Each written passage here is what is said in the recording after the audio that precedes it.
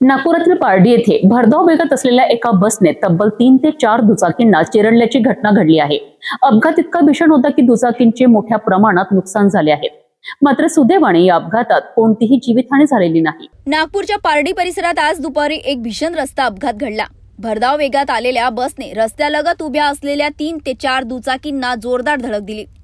धडकेची तीव्रता इतकी होती की काही दुचाकी बस खाली चिरडल्या गेल्या। अपघातानंतर परिसरात मोठी गर्दी जमली आणि काही काळ गोंधळाचे वातावरण निर्माण झाले। घटनेची माहिती मिळताच पोलिसांनी तातडीने घटनास्थळी धाव घेतली। पोलिसांनी परिस्थिती नियंत्रणात आणत वाहतूक सुरळीत करण्याचे काम केले। या भीषण अपघातात कोणतीही जीवितहानी झाली नसल्याचे नागरिकांनी सुटकेचा निश्वास सोडला।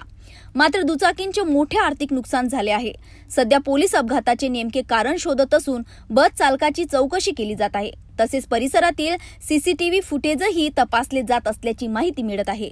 नागपूरच्या पारडी परिसरातील एका अपघाताने पुन्हा एकदा रस्ते सुरक्षेचा प्रश्न ऐरणीवर आणला आहे। सुदैवाने जीवितहानी टळली असली तरी मोठा अनर्थ घडू शकला असता।